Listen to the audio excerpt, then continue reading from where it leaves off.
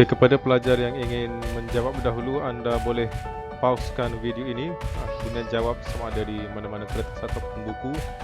Kemudian untuk tengok jawapan, tekan play balik. Okey, untuk soalan pertama, salin dan padankan pasangan nisbah setara yang berikut. Okey, untuk soalan ini kalau bagi dalam bentuk nisbah, kita kena kecilkan ataupun permudahkan ke yang paling kecil dia punya nisbah tersebut. Okey, contohnya yang pertama 6 nisbah 9. Jadi 6 nisbah 9 ni semuanya ada dalam CV3. Jadi kita kecilkan. 6 bahagi 3 kita akan dapat 2. 9 bahagi 3 kita akan dapat 3. Jadi kita tengok 2 nisbah 3. Okey, ada dalam pilihan jawapan. Jadi itu sambungkan yang pertama. Yang kedua 6 nisbah 90 pun sama, masih ada dalam CV3. Okey, 6 bahagi 3 2, 90 bahagi 3 30. Tapi 2 nisbah 30 ini kita masih lagi boleh kecilkan, iaitu bahagi CV2. 2 bahagi 2 1, 30 bahagi 2 15. Jadi 1 nisbah 15 ada dalam pilihan jawapan. Untuk yang ketiga 9 nisbah 60 pun sama juga, masih lagi dalam CV3. 9 bahagi 3 60 bahagi 3 20. 3 nisbah 20 ada dalam pilihan jawapan. Jadi inilah jawapan untuk nombor 1. Seterusnya kita pergi kepada soalan yang kedua. Akuarium A mengandungi 16 ekor ikan emas dan akuarium B mengandungi 20 ekor ikan emas. A. Nyatakan nisbah bilangan ikan emas dalam akuarium A kepada bilangan ikan emas di dalam akuarium B.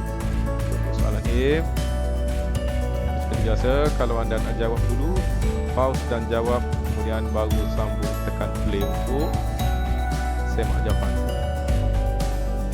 Untuk soalan A, sekarang kita tengok dia ada 2 akuarium. Satu akuarium A, satu akuarium B. Nisbah A kepada B adalah kepada bilangan yang dicatatkan di dalam soalan. Okay.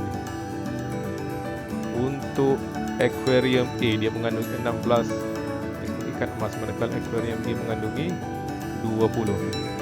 Kita ambil dulu maklumat daripada soalan. Dalam akuarium A ada 16, dalam akuarium B ada 20. Okey, ini yang diberikan dalam soalan. Tetapi apabila kita nak cari nisbah, kita mesti permudahkan atau kecilkan sampai kita tak boleh kecilkan lagi. Okey, 16 nisbah 20. Kita kecilkan lagi. 16 dengan 20 ni kita boleh bahagi CV berapa? Bahagi CV 4 kan. 16 bahagi 4 dapat 4. 20 bahagi 4 dapat 5. Okay, boleh kecilkan lagi kita ke tidak? Kalau tak boleh, maka inilah jawapan kita. 4 nisbah 5. Okey, seterusnya soalan B.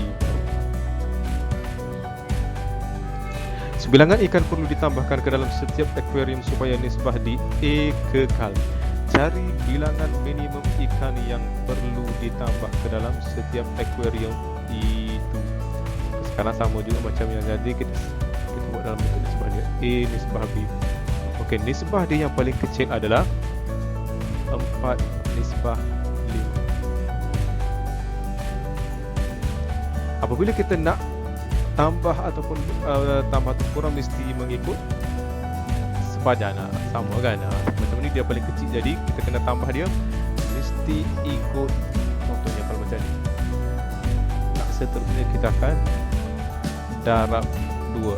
Semua ni darab 2. 4, 5 darab 2, 4 darab 2 8, 5 darab 2 10. Jadi nisbah setara yang seterusnya adalah 8 nisbah 10. Okey, katakanlah kita nak buat satu lagi, kita tukar pula daripada darab 2 darab 3.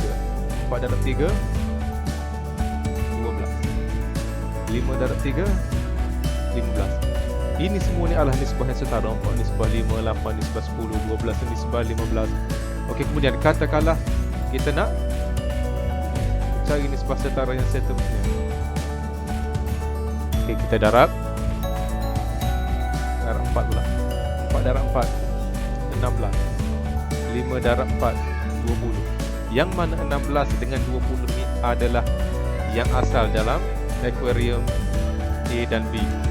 Okay, jadi apabila kita nak tambah, daripada 4 darab 4 tadi ni kita akan darab sekali lagi,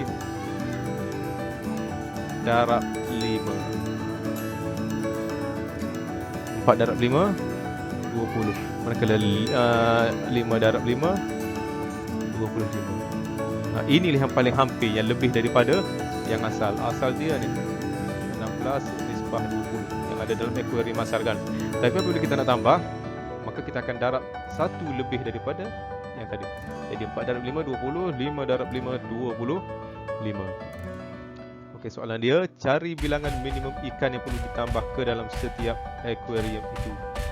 Okey, akuarium A kita kena tambah berapa ekor? Daripada 16 kepada 20, kita kena tambah 4 ekor. Manakala akuarium B, kita kena tambah 20 nak pergi kepada 5, tambah 5 ekor. Okey, faham? Ini jawapan dia.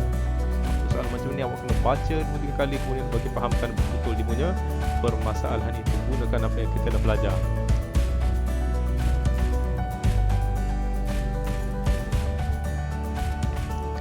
Okey, seterusnya soalan yang ketiga. Maklumat di bawah menunjukkan nisbah skor yang diperoleh kumpulan P dan kumpulan Q dalam suatu pertandingan kuis. Okay, jadi ada dua kumpulan P dan kumpulan Q. Jumlah skor yang diperoleh kumpulan P ialah 144, manakala jumlah skor yang diperoleh kumpulan Q ialah 168. Okey, siapa yang nak buat dulu boleh pause dan buat, kemudian baru tekan play balik untuk tengok jawapan. Okey, soalan A. Cari skor yang diperoleh Rahim. Jadi apabila diberi nisbah, pertama sekali untuk kita cari satu nilai skor, kita kena cari apa dia? Nilai satu bahagian. Untuk soalan A ni. Okey, untuk soalan A,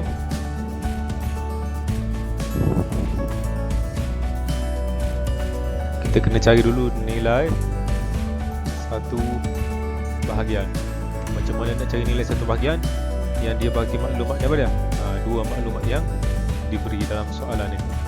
Pertama sekali 144, 168. Oleh sebab rahim ni dia berada di dalam kumpulan P, jadi kita tengok saja skor kumpulan P. Okey, untuk 144 ni dia adalah jumlah keseluruhan. Kita akan per dengan jumlah keseluruhan bagi nisbah, iaitu 5 tambah 4 tambah 7. 5 tambah 4 tambah 7.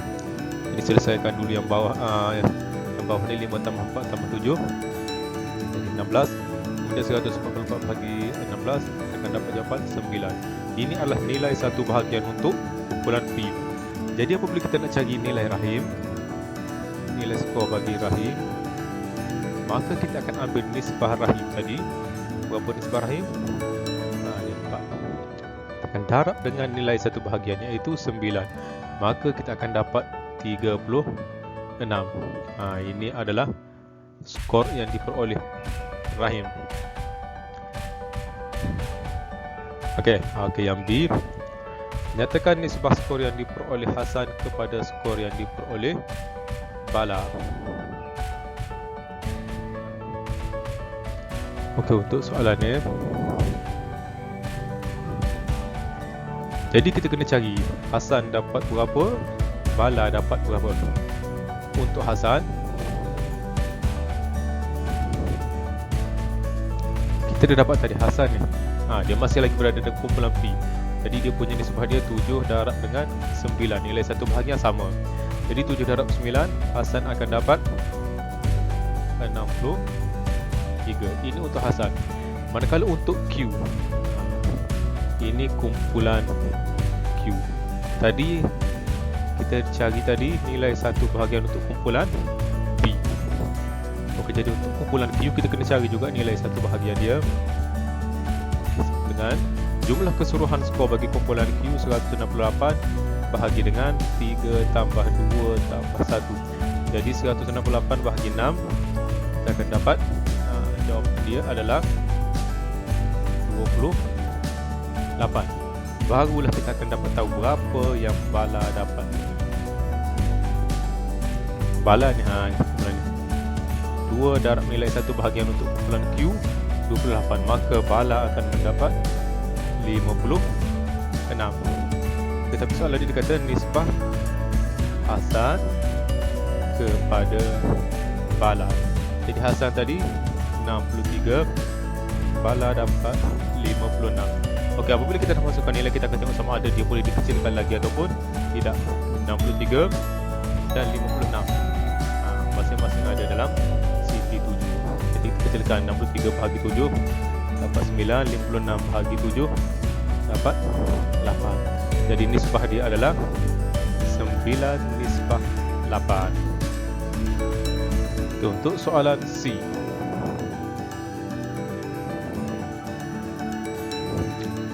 Untuk soalan C ni kita kena cari setiap satu skor dia. Macam mana? Kumpulan P kita kena tahu Chong dapat berapa, Rahim berapa, Hasan berapa. Manakala kumpulan Q kita kena tahu Nurin berapa, Bala berapa, Shanti berapa. Okey, jadi untuk kumpulan ini soalan C, untuk kumpulan P dahulu.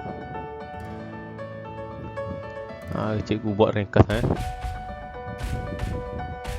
Chong 5 darab berapa nilai 1 bagi ada 9. Jadi 45. Rahim kita tahu tadi 36. Hasan pun kita tahu 63. Ini untuk kumpulan P. Seterusnya untuk kumpulan Q. Nurin nisbah dia 3 darab dengan nilai 1 bahagian dia 28. 84. Bala kita tahu tadi 56. Dan satu lagi Shanti 1 darab 28 sama dengan 28. Jadi di sini kita dapat tahu nilai yang paling tinggi adalah Nurin 84. Jadi untuk soalan C, siapakah yang memperoleh skor tertinggi? Nurin dengan jumlah skor dia 84. Okey, soalan A, B, C. Jadi tengok balik semak jawapan. Awak apa ada masalah? Tengok balik. Okey, seterusnya soalan keempat. Anis pergi ke kedai runcit untuk membeli jus oren kegemarannya. Dia mendapati jus oren itu dijual dalam isi padu dan harga yang berlainan. Jus oren yang manakah ditawarkan dengan harga yang paling menjimatkan? Okey, kita ada 3 botol oren. Oren sama tapi botol yang berbeza. Jadi katakanlah cikgu wakilkan ini botol, ini botol B, ini botol C. Okey, jadi apabila dia kata kita nak kira yang mana yang paling menjimatkan, kita akan tengok apa dia. Dia punya harga per liter. Ini harga ni bukan per liter ni. Ini RM640 untuk 400 ml. Yang B RM14.25 untuk 950 ml. Yang C RM21.60 untuk 1.8 liter. Jadi ini macam tak adil. Isi padu yang berbeza, harga yang berbeza. Jadi apabila kita nak compare, bandingkan, maka kita akan cari satu standard. Standardnya di mana? Kita akan samakan dia punya liter tersebut. Katakanlah ni botol A. Ini botol B. Ini botol C. Untuk botol A kita tukar dulu, kita samakan oleh sebab ini mililiter, liter. Jadi kita tukar dulu semua sekali kepada liter. 0.4 liter pada harga RM6.40. Manakala botol B 0.95 liter pada harga RM14.25. Manakala botol C 1.8 liter untuk harga RM21.60. Jadi kita nak tukar mililiter kepada liter, kita bahagi 1000 kan. 950 bahagi 1000 0.95. 400 mililiter bahagi 1000 0.4. Jadi kita akan cari harga per liter.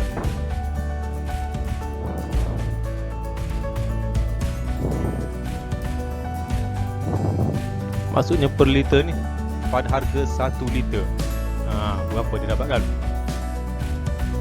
Jadi jalan kerja dia, ambil RM RM6.40 tadi per dengan 0.4 liter. Untuk botol B, ini dia punya kehendak langkah dia kan. RM RM14.25 per dengan 0.95 liter. Manakala untuk botol C, RM RM21.60 per dengan 1.8 liter. Maka kita akan dapat jawapan. Untuk botol A, harga dia adalah RM16 per liter. Maksudnya apa dah? Bagi 1 liter harga dia adalah RM16. Untuk botol B, RM15 per liter. Manakala untuk botol C, RM12 per liter. Apabila kita samakan dia punya liter tu, maka dia akan jual, contohnya kalau botol A disamakan, dia besarkan botol jadi 1 liter, dia akan jual RM16. Botol B kalau dia besarkan botol dia sampai 1 liter, dia akan jual RM15. Manakala botol C kalau dia kecilkan botol tu untuk 1 liter, dia akan jual pada harga RM12. Jadi jus oren yang manakah ditawarkan pada harga yang paling menjimatkan? Jus oren dalam botol C ini kita wakilkan ini, ataupun botol yang paling besar ni. Jadi inilah jawapan untuk soalan nombor 4.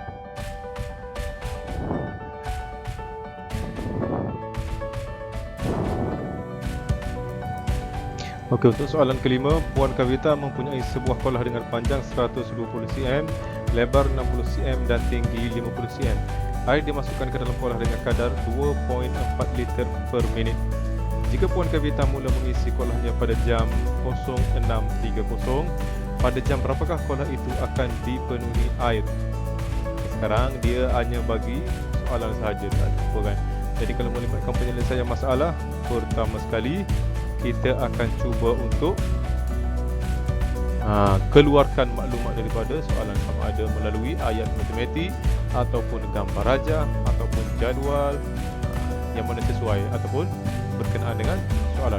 Okey, jadi soalan yang pertama sekali dia cerita pasal sebuah kolah. Jadi kita lukis dulu kolah tersebut. Kolah tu,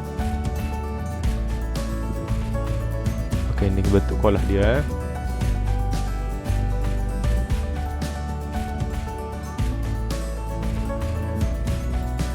Okey, katakanlah itu bentuk kolah dia kan, nampak segi. Jadi dia punya panjang dia kata 120 cm. Okey, yang kedua lebar dia 60 cm dan tinggi dia adalah 50 cm. Okey, ini adalah gambaran asal. Gambaran awal kita punya masalah yang dikehendaki. Okey, dia kata air dimasukkan ke dalam kolah dengan kadar 2.4 liter per minit. Okay, jadi dia masukkan 1 minit dia dapat masukkan 2.4 liter. Pertama sekali, sebelum tu apa-apa kita kena tahu apa dia isi padu kolah. Pertama sekali cari dulu isi padu kolah. Macam mana dia cari isi padu? Bentuk ni, bentuk dia berbentuk cuboid. Jadi panjang darab, lebar darab, tinggi 120 darab 50. Jadi kita akan dapat isi padu kolah ni adalah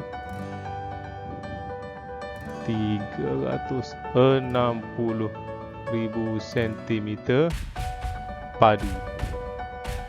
Ataupun kalau kita tukarkan kepada liter, dibagi ni maklumat ni, 1 liter bersamaan dengan 1000 cm padu. Jadi kita akan dapat 360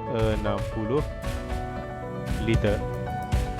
Ini adalah isi padu kolah tersebut. Jadi kita nak tahu berapakah masa yang diperlukan untuk mencapai isi padu 360 liter tersebut. Jadi kita gunakan kaedah kadaran. Maklumat yang pertama dia bagi apa dia? Ni. 2.4 liter per minit.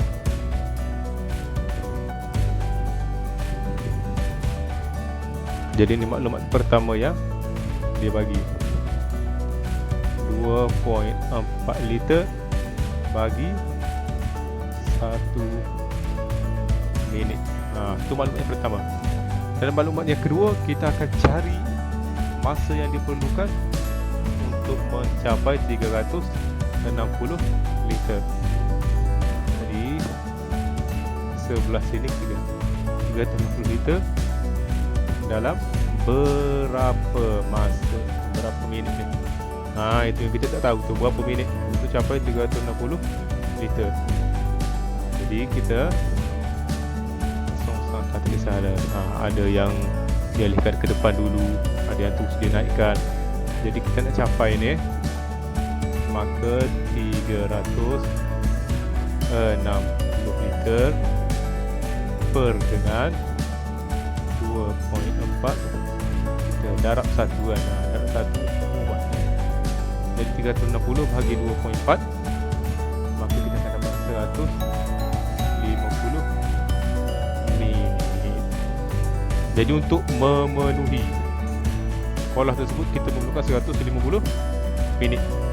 Tapi soalan dia kata apa dia? Pada jam berapakah? 150 minit ni kita tukar kepada jam, dia akan jadi 2 jam 30 minit. Jadi daripada pukul 06.30 tambahkan dengan 02.30 06.80. Jadi oleh sebab 6 ni kita tukarkan, dia akan jadi tambah 1 kepada jam 09.00 jawapan dia. Jadi pada jam 9 pagi ataupun 09.00 ataupun 9 pagi ataupun AM, mana-mana satu boleh kan. Soalan dia kata dalam 06.30 lebih baik kita bagi 09.00 ni kan, walaupun yang 9 pagi ni pun betul lah. Jadi itu untuk soalan nombor 5.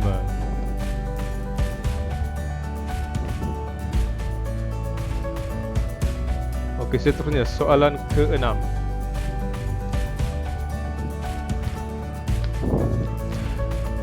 Atong menggunakan kadaran berikut untuk menganggarkan tinggi sebatang pokok. Tu diguna rumus dia ada tu kan.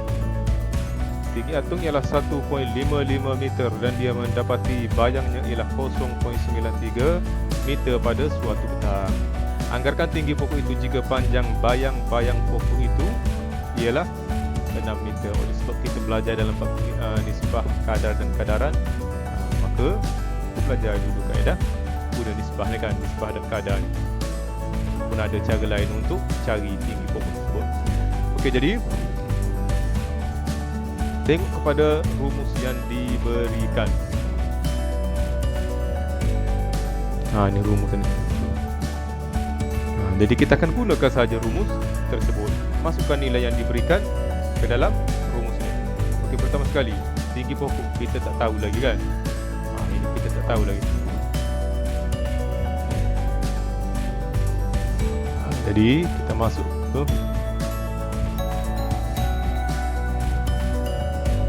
tinggi pokok per dengan panjang bayang-bayang pokok. Ada 6 meter. Letakkan saja 6 sama dengan tinggi murid pun dah ada diberikan 1.55 per dengan bayang-bayang murid pun dah ada diberikan 0.93. Jadi kita pun nak cari tinggi pokoknya.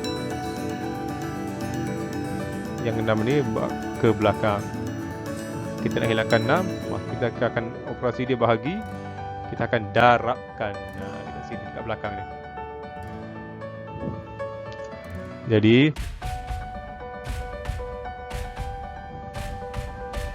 tinggi pokok sama dengan 1.55 bahagi 0.3 darab 6. Jadi kita kira, maka akan dapat jawapan 10 meter. Jadi itulah dia punya anggaran untuk tinggi pokok. Guna kaedah ini yang diberikan.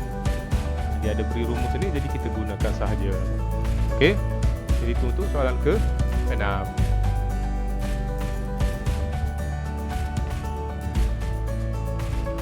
Okey, seterusnya untuk soalan ke-7. Soalan ini dipanjang sikit. Jadual menunjukkan harga petrol RON 95 pada 2 hari yang berlainan. Okey, jadual diberi. Jadi kita akan bahagikan kepada 2 bahagian untuk soalan ini sebab dia ada 2 bahagian. Okey, soalan yang pertama A. Jika Laihuat membelanjakan RM15 setiap kali mengisi petrol RON 95 untuk motorsikalnya, berapakah beza isi padu dalam liter petrol yang diisi pada 29 Februari berbanding dengan 6 Mac 2016? Okey, jadi ada 2 masa yang berbeza dan 2 harga petrol yang berbeza. Petrol sama tapi harga yang berbeza. Ada perubahan. Okey, pada 29 Februari RM1.75 per liter, manakala pada 6 Mac turun kepada RM1.60 per liter. Okey, jadi kita nak tengok apa bezanya apabila dia membelanjakan duit yang sama banyak. Beza dia berapa liter. Pada 29 Februari dia dapat isi berapa liter, manakala pada 6 Mac dia dapat isi berapa liter dengan duit yang sama, iaitu RM15. Okey, jadi macam mana kita nak soalan macam ni? Kalau tak faham, baca 2-3 kali bagi faham terhadap soalan dan juga apa yang maklumat diberi. Okey, jadi sekarang kita ada 2 situasi yang berbeza, iaitu situasi pada 29 Februari dan situasi pada 6 Mac. Jadi kita kena timbang kara kedua-duanya. Macam mana? Apa maklumat yang diberi dan apa yang kita nak cari? Okey, jadi pertama sekali kita akan cari pada 29 Februari dengan RM15 berapa liter dia dapat isi, dan yang kedua pada 6 Mac dengan duit RM15 berapa yang dia dapat isi. Itu pertama sekali kita kena cari. Okey, jadi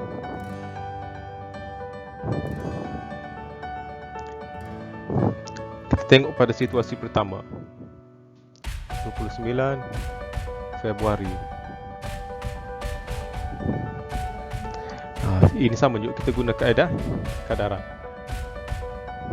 Maklumat yang diberi adalah dengan harga RM1.75 kita akan dapat 1 liter. Jadi dengan harga RM15 kita akan dapat berapa liter. Ini yang kita nak cari. Kita pindahkan, ini yang kita nak cari ni. Sama dengan RM15 RM1.75 kita bawa ke belakang, dia akan jadi operasi bahagi. Okey, jadi kita bahagikan 15 bahagi 1.75. Jadi dengan harga RM15, Laihuat tadi dia akan dapat mengisi sebanyak 8.5714 liter. Okey, untuk lebih selamat kita ambil 44%. Okey, ni pada 29 Februari. Sekarang tengok situasi yang kedua.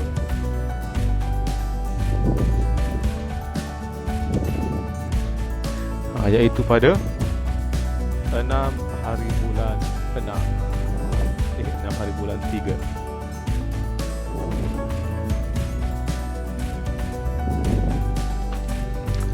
Okey, pada 6 hari bulan 3 sama juga dengan menggunakan kaedah kadaran. Jadi dengan harga RM1.60 untuk 1 liter, dengan harga RM15 berapa dia akan dapat per liter. Jadi untuk 6 hari bulan 3, 15 dengan RM1.60. Jadi dia akan dapat mengisi sebanyak 9.375 liter. Okey, jadi apabila harga semakin turun, maka nilai ataupun dia akan dapat lebih nilai untuk wang dia. Jadi lebih banyak petrol yang akan dapat diisi dengan harga yang sama. RM15 pada 29 hari bulan 2 dia hanya dapat isi 8.5714 liter. Tetapi pada 6 hari bulan 3 dia dapat isi 9.375 liter. Okay, soalan dia kata apa dia? Soalan dia, berapakah beza isi padu? Beza dia. Jadi kita kena cari beza operasi apa? Beza adalah operasi tolak. Kita ambil yang besar tolak yang kecil. Yang mana yang besar? 9.375 tolak dengan 8.5714. Jadi beza dia adalah 0.8036 liter. Okay, ini adalah beza dia. Jadi dia kata berapa beza isi padu, ini beza dia 0.8036. Apabila ada perubahan perubahan harga, maka perubahan isi padu pun akan berlaku. Itu yang pertama, soalan pertama. Okey, kita tengok kepada bahagian soalan ni. Dia kata Lehwan berencana berpindah rumah pada 8 Mac. 8 Mac tadi maksudnya dia dah berada pada situasi yang kedua. Yang mana yang kedua? Yang RM RM1.60 tadi kan, RM1.60 per liter.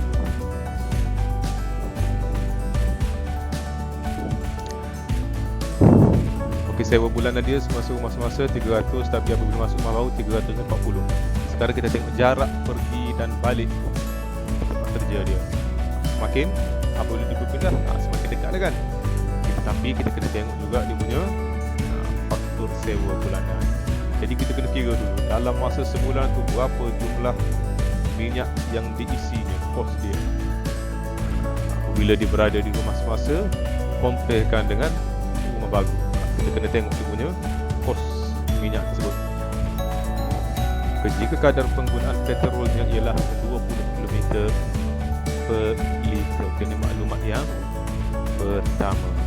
Patutkah Lehwan bekerja? Kita kena kira, andaikan Lehwan bekerja rata 20 hari sebulan. Ini kita akan kira ni sehari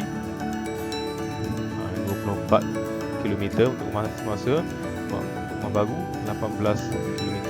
Jadi kalau sebulan kita darab 30 jumlah dia. Okey, kita akan kira untuk rumah semasa dulu. Untuk rumah semasa dahulu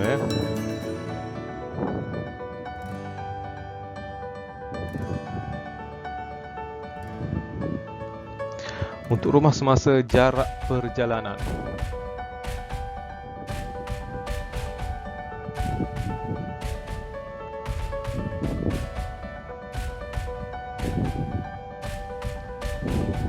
Jarak perjalanan sama dengan ini 24 darab dengan bilangan dia bekerja dalam sebulan, bilangan hari. Jadi 20 hari, 24 darab 20. Jadi sebulan dia bergerak sejauh 480 km di rumah semasa.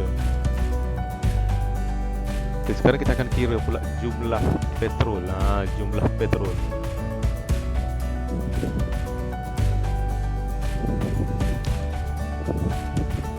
Jumlah petrol ni isi padu petrol.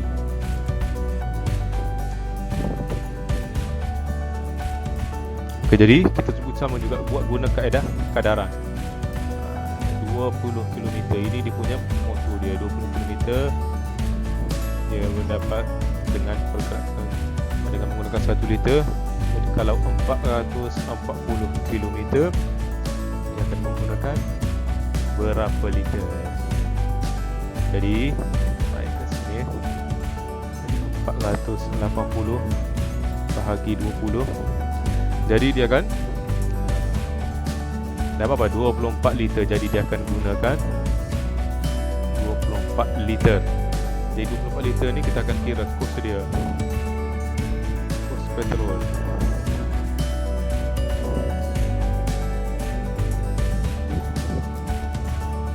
Ini kos untuk petrol sahaja. Dengan harga RM60 untuk 1 liter.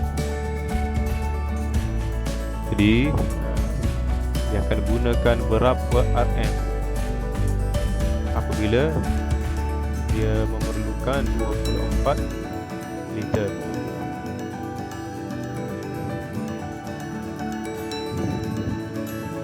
Yang disama dengan 1/6 darab 24. Jadi kos petrol dia adalah RM38.40. Ini apabila dia berada di rumah sekarang.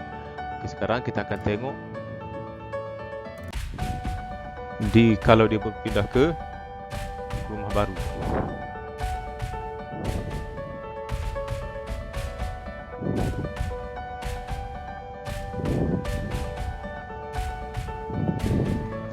Jarak perjalanan.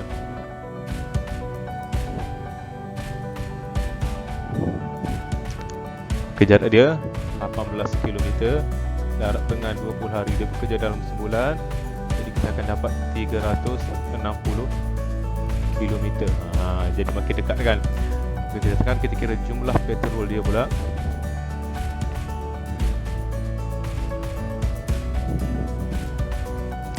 Jumlah petrol sama juga 20 km dia memerlukan untuk dia dapat dengan 1 liter minyak motor dia.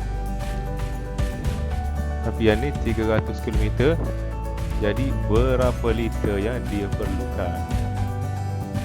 Sama dengan ambil 360 bahagi 20. Jadi dia memerlukan sebanyak 18 liter sahaja.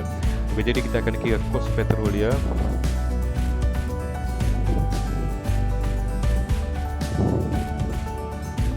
Kos petrol RM60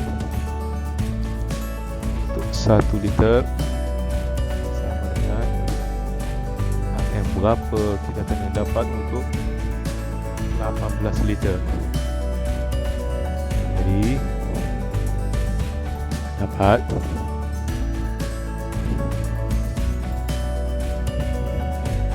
1.6 darab 18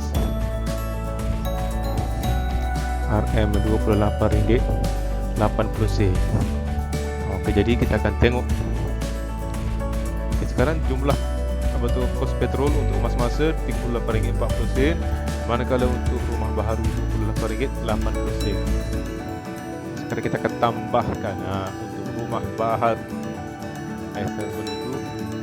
Untuk rumah semasa. Rumah semasa 300 tambahkan dengan RM38.40. Manakala untuk rumah baharu 340 tambah RM28.80. Jadi jumlah dia, kita dekat tepi ni untuk rumah semasa dia memerlukan RM 338.40, manakala untuk rumah baharu dia RM 368.80. Jadi ada perbezaan tersebut kan. Jadi soalan ini dikata patutkah Laih Wat pindah ke rumah baharu tersebut? Okay, kalau kita kira daripada segi sewa bulanan dan kos petrol sahaja, jadi Laih Wat tidak patut pindah ke rumah baharu kerana dia dapat jimat sebanyak beza dia berapa tu? RM30 kalau kita bagi beza dia RM30.40. Beza dia dapat berjimat sebanyak RM30.40 kalau dia tidak berpindah. Kalau dia pindah dia kena bayar lebih dari RM30.40. Tapi itu kalau kita kira hanya berdasarkan daripada faktor sewa bulanan dan kos petrol sahaja. Jadi kita jawab soalan dia. Dia tanya patutkah Laih Wat pindah ke rumah baharu tersebut? Tidak patut kerana apabila dia berpindah dia terpaksa membayar lebih sebanyak RM30.40.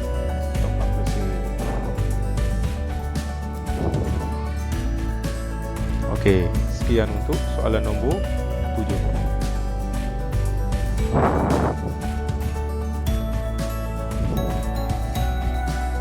Okey, seterusnya soalan last iaitu soalan ke-8. Jadual di bawah menunjukkan kadar bayaran petak kereta. Okey, jadi ini berkenaan dengan masalah parking kereta. Okey, dia bagi kita parking di mana-mana tempat dia ada 2 jam pertama, kemudian setiap jam berikutnya ada perbezaan harga.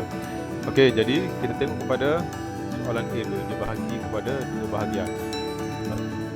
Soalan A, Muaz Zaitun meletakkan keretanya dari jam 10.30 hingga 14.00 ataupun pada pukul 2 petang pada hari Rabu.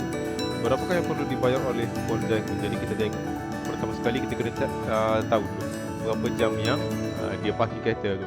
Daripada pukul 10.30 pagi hingga pukul 2 petang. Berapa dia punya dia letak kereta tu. Jadi kita tengok dulu beza jam.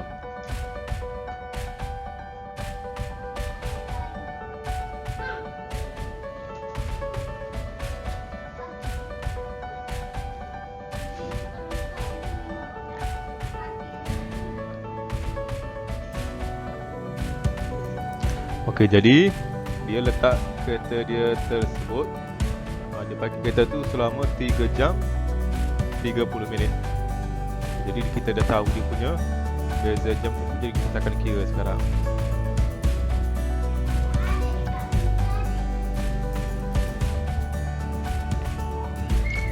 Jam pertama 1 jam berikut. Okey, dan last sekali 30 minit berikutnya. Ini kita akan kira ni berdasarkan nilai kat sini. Okey, jadi pada 2 jam yang pertama dia kena bayar berapa? Ni RM1.60. Manakala 1 jam berikutnya dia kena bayar RM RM1. Okey, jadi 30 minit berikutnya dia kena bayar masih lagi ni RM1 walaupun dia parking setengah jam sahaja. Jadi jumlahnya adalah RM3.60. Jadi Puan Zaitun perlu membayar RM3.60 selama 3 jam 30 minit dia parking pada hari Rabu tersebut. Okey, seterusnya soalan B. Kita pada hari Khamis, Encik Ong meletakkan kereta pada jam 8 pagi. Semasa Encik Ong mengambil keretanya pada jam 20.00 ataupun pukul 8 malam. Dia mendapati tiketnya tertinggal di pejabat di tingkat 16. Adakah Encik Ong patut menaik semula ke pejabat untuk mengambil tiket letak kereta atau membayar denda dengan melaporkan kehilangan tiket? Jadi sekarang ada 2 situasi. Pertama sekali, sama ada dia naik balik untuk ambil tiket ataupun dia dah rasa malas, dah penat sangat. Jadi dia boleh je dia bayar tiket kan. Tiba-tiba tak betul lift rasa agak jenuh dia nak naik kan. Okey, tapi kita tengok dulu apakah perbezaan dengan dia kira dia naik bayar dia punya betul kupon ataupun dia bayar denda. Okey, kita tengok. Ada 2 situasi sekarang. Pertama sekali,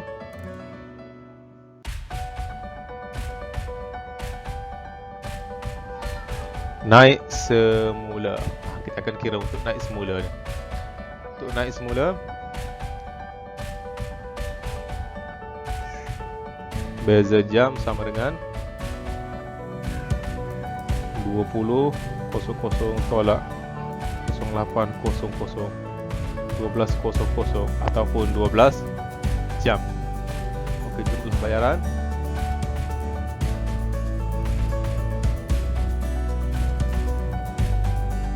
sama dengan 2 jam yang pertama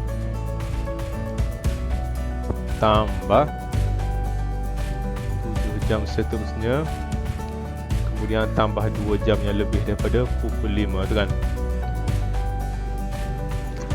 Okey, jadi 2 jam yang pertama RM1.60 tambah yang RM1 itu RM7, dan kemudian 2 jam yang seterusnya RM2 sekali masuk selepas pukul 5 tu kan. Jadi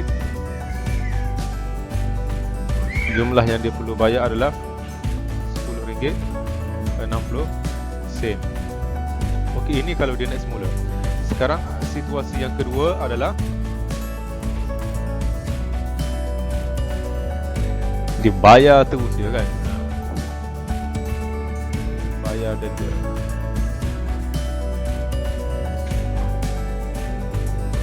Ni bayar denda senangnya, dia terus bayar berapa denda tadi. Denda tadi.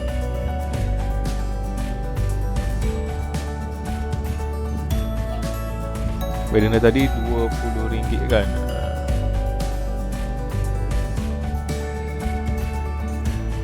Okey, jadi di antara RM20 dengan RM10.60.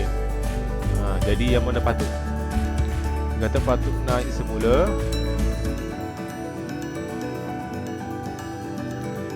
ataupun membayar denda dengan melakukan kehilangan tiket. Jadi jawapannya adalah Encik Ong ni dia sepatutnya naik semula. Walaupun penat sikit tetapi lebih berbaloi. Beza jauh, RM10.60 dengan RM20. Beza dia berapa? RM9.40 kan. Macam-macam boleh beli. Jadi beza jauh. Jadi dia naik sedikit untuk ambil semula tiket dia daripada dia terus bayar RM20. Okey, jadi itu jawapan untuk soalan nombor 8. Jadi cikgu harap semua boleh faham kehendak soalan-soalan yang berbentuk penyelesaian masalah tadi. Okey, sehingga kita berjumpa lagi. Sekian. Wabillahi taufiq wal hidayah. Assalamualaikum.